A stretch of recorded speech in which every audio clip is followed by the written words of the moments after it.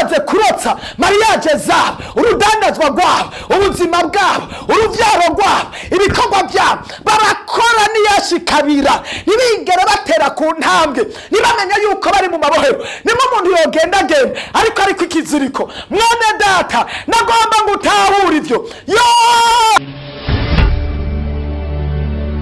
Muragabe mugwanye wa mugwanizi nawe azobahunga. Ni Pasteur Nduwimana Joseph asanzwe aremesha ikiganiro ugusenga guhindura ibintu. Ndagusaba mukundwa wowe ukibona iyi video canke audio yurungikire mwene data ndazi zomufasha.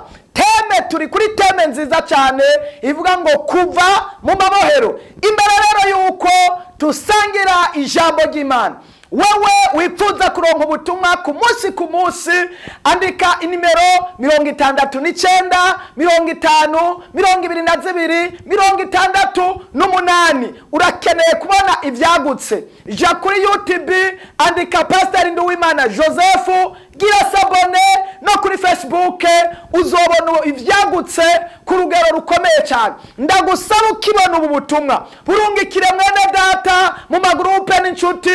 Abari mu mabohero ni benshi kandi Imana izoguha umugisha ku rugero rukomeye cyane. Dusome hariya muri Petero wa mbere igice cyaho ca gatanu, dusome ku murongo w'8. Mwirinde ibiboreza, mwame mugavye umurezi wanyu ari we wa mugwanizi agenda nk'intambwe yivuga arondera uwarotsa. Imana idufashe cyane.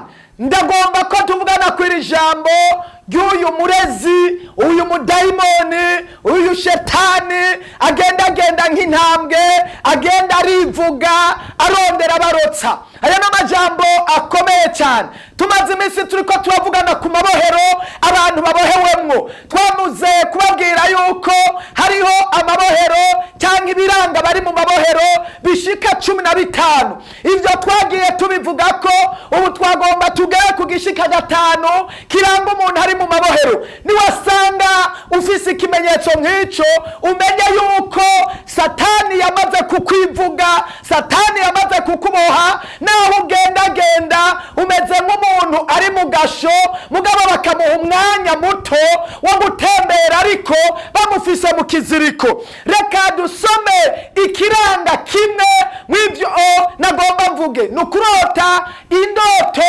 urota abantu bapfuye. Umviriza neza mwene data, igihe cyose uri muzima mugabo ukarota umuntu yapfuye, muri kumwe mugendagendana, muyaga, mwicaranye, musangiye, hari ibintu akwaka cyangwa hari ibyo muriko murakorana, umenye ngo uwo n'umuzimu. Kandi uwo muzimu uje kukuraba ntabwo ari amahoro, aje kugutwara umugisha. Uwo muzimu kenshi ukunda kuba bifatiye ku barozi batongera kugira ngo batware amasezerano y'abantu, batware umugisha. Uzorota umuntu yapfuye umenye ngo nimba uri kuradandaza aje kugusaba amahera uzoba uhombye. Nimba uzoba ufise mariage izoba ipfuye.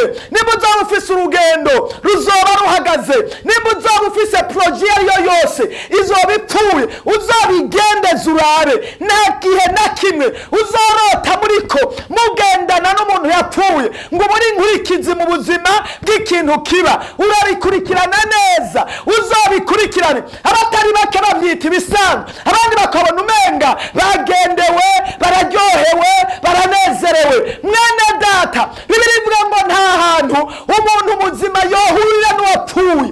Imana idufashe. Mbere na Yesu igihe yapfa, Bibiliya yerekana abagore bagiye kumuraba, maze ngo marayika abasangaho arababwira ngo mbega muje kurondererwa umuntu muzima mu bapfuye. Bisigura ngo yari yapfuye hanyuma arazuka. Baramubwira ati ntakiri hano, yazutse.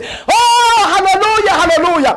Iki kintu kimenye neza, iri nibohero ryabosha abantu batazi. Iyo utari umuntu asenga, iyo utari umuntu maze kumenya amabanga nkayo, ntiwigera umenya yuko kuyota umuntu yapfuye muri kumwe hari ibintu byononekara. Urabigenzura neza. Abandi uzosanga naho boba hari abemerewe ikintu kanaka maze bakabona uwo muntu. Rimwe na rimwe hari igihe ubona musangira, niwabona muriko murasangira ibifungurwa umenye ngo inzara irinjiye mu rugo rwawe. Imana idufashe cyane kuko abari umuzimu waje kukurondera idufashe, Imana itubabarire. Niwabona kwatsa amafaranga umenye ngo amafaranga yawe aragiye, niwabona kubwiye ngo ngwino ndakura tutemberane umenye ngo uri kw'intemo y'urupfu. Ni Satani abari aciye muwo kugira ngo ube umukandida w'urupfu.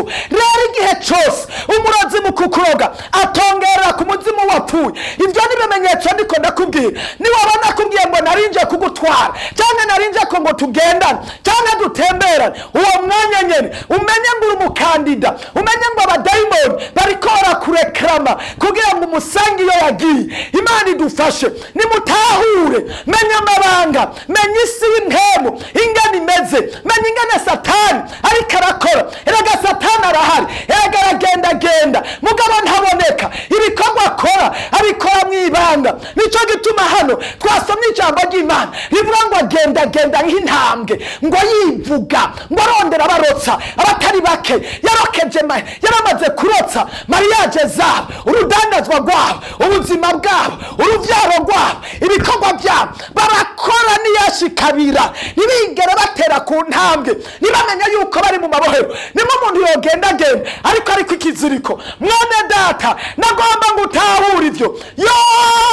Imana yahishuye ingene umuntu yova mu mabohero. Ibi niko ndakubwira, inyuma gato uzobona neza ingene uzova mu ibohero. Kurikira izi nyigisho mwene data. Mana ndasengera umuntu ariko ararota umuzimu w'abapfuye, ndamutandukanya n'uyu muzimu murondera. Uyu aracyari muzima, nakwiye ntaho yohurira n'uyu muzimu wapfuye. Ko muri uwo muzimu umutwara umugisha ukamutwara ibyiwe. Ndategeka wore isaha warota izo ndoto nasubire kuzirota mu izina rya Yesu Kristo Munyazareti.